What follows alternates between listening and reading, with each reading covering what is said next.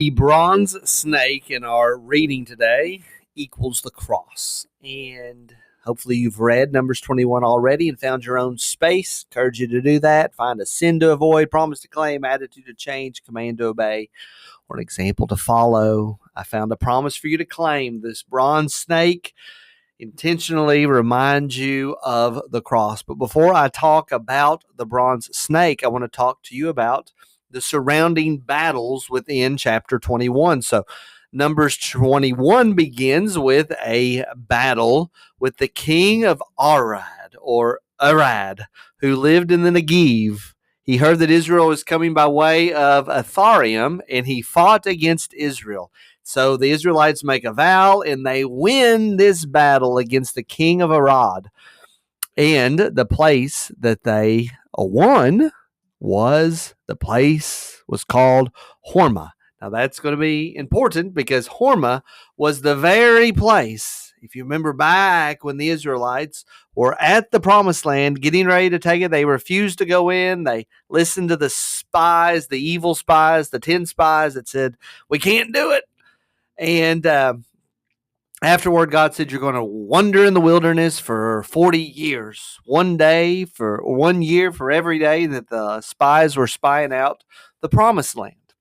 And then the people of Israel cried and they were sad. And some of them went up and attacked the Canaanites anyway, even though God told them not to. And Moses said, don't you all go, because if you go, God's not going up with you and it's going to end poorly. And it did. And you know the place where they were chased to? The place they were chased to was Hormah. So here we see a victory happen that should have happened a long time ago. So now we see the transition. The old guard is turning over to the new guard. The family that had disobeyed is now being turned over to the children. Things are changing now. Let's go to the end. Here we see two terrible kings defeated: Sihon and the king of the Amorites, and Og, the king of Bashan. Verse 23, we're told that Sihon would not allow Israel to pass through the territory. He gathered all his people together and went out against Israel to the wilderness and came to Jahaz and fought against Israel, and we're told that Israel defeated him. And then we go on down, we see this battle with King Og, who we find out is a giant.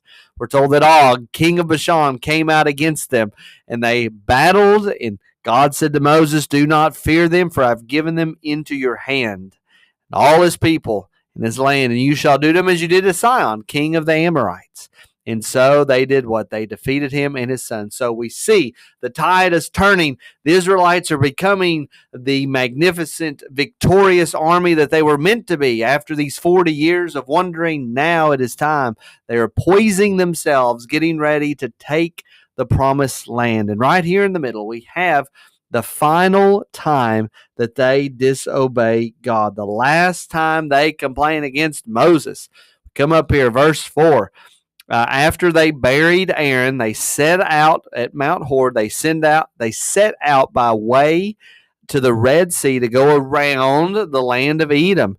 The people became impatient on the way, and the people spoke against Moses. What did they say? Why have you brought us up out of Egypt to die in the wilderness? They're complaining again. And the response is that the Lord sent fiery serpents among the people, and they bit the people so that many people of Israel died. When we disobey God, when we complain about God, goodness, there are consequences that come from that. We don't like our life. There are things that occur. Be content with what the Lord has done. But here's what the people then said. They responded in a good way. The people came to Moses and said, we've sinned, for we have spoken against the Lord and against you. Pray to the Lord that he take away the serpents from us. Here's your promise to claim after all your listening. And here it is, verse 9. So Moses made a bronze serpent, set it on a pole.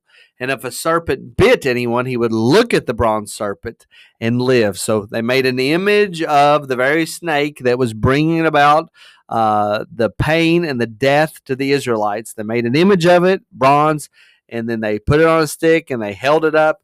Anybody that looked at it would be healed. Jesus said this in John chapter 3.